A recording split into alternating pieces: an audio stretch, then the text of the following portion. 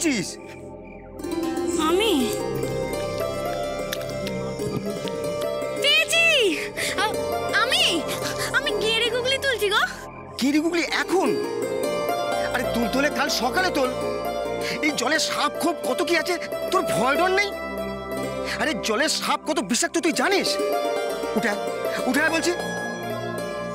না গো রতনদা, আমাকে এখনই তুলতে হবে। মায়ের মনটা একদম ভালো নেই গো। চুমকির সম্বন্ধটা আবার ভেঙে গেছে। মা গেরিগুগুলির চাল খেতে যে খুব ভালোবাসে, তাই তো তুলছি। তোর এই মার জন্য না তোর জীবনটা একদিন যাবে, তুই দেখে নিস। চালু ছি, অমন করে বলতে আছে। মা হয় যে। তুই আগে উঠে আয়, নালে তোর বাবাকে আমি সব বলে দেবো কিন্তু। উফ, যাচ্ছি গো বাবা, যাচ্ছি। তুমি এগো, আমি এখনই আসছি। এগো? এই আমি এখানে দাঁড়ালুম। তোর হলে তুই উঠে আসলে তবে তোকে বাড়িতে পৌঁছে দিয়ে আমি বাড়ি ফিরবো। তাহলে আরেকটু দাঁড়িয়ে যাও না গো, আমি আর কটা তুলে নি দিয়েই উঠে আসছি।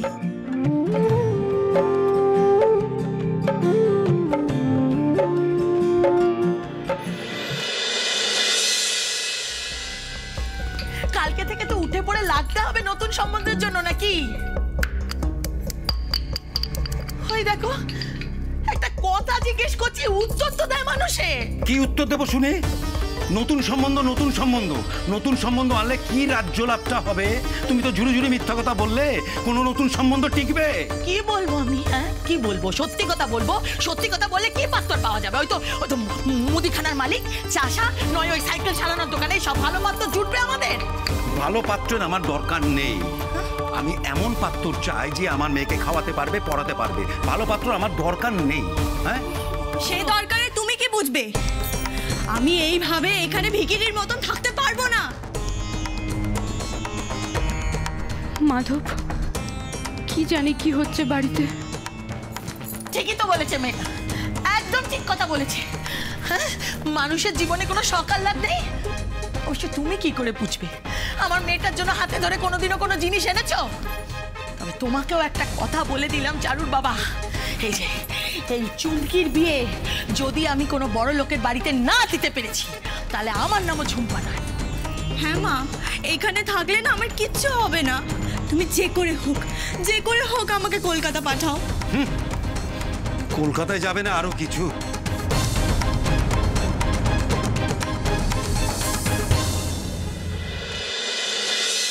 দাঁড়িয়ে আছো কেন? দাদাকে ফোন করো, দেখো কত দূরে আছে, কখন আসবে। অদ্ভুত।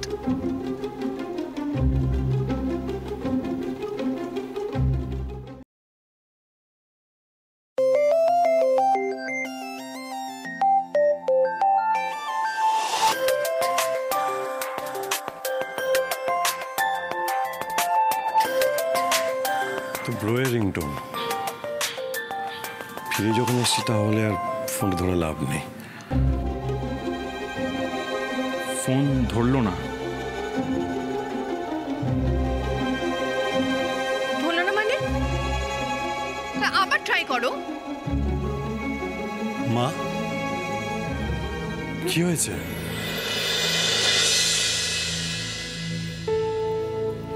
কোথায় ছিলে?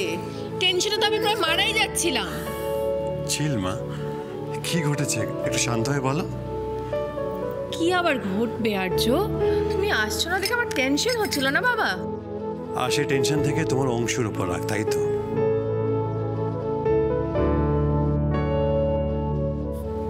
মা, আমি বাড়ির বাইরে বেরিয়েছি, তাতে ও বেচারার কি দোষ? অ্যাকচুয়ালি আমি তোকে ফোনে পাচ্ছিলাম না, তাই মা।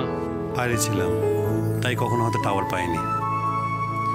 মা, আমি তো গাড়িতেই ছিলাম, আর আমার সাথে প্রশান্তদাও ছিল। আমি জানি আর্য, তবুও টেনশন তো হবে, বলো। আসলে তুমি আমাকে বলো আর্য, গত 3 বছরে সন্ধ্যে 7টার পর তুমি একবারও বাড়ির বাইরে থেকেছো? তা মানে এই তো নয় যে আমি আর বাড়ি বাইরে বেরোতে পারবো না। মা, কেন এরকম করছো? কেন আমাকে এই 4 দেওয়ালের মধ্যে বন্দি করে রাখতে চাইছো? আমি সেটা বলিনি আর্য, তুমি আমাকে ভুল বুঝছো।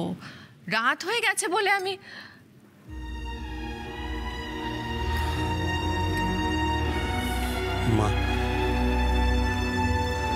আমার কাছে রাতে কি আর দিনই বাকি,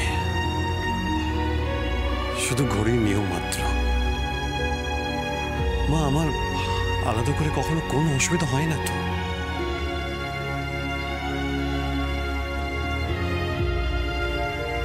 আমি তো তোমার মা,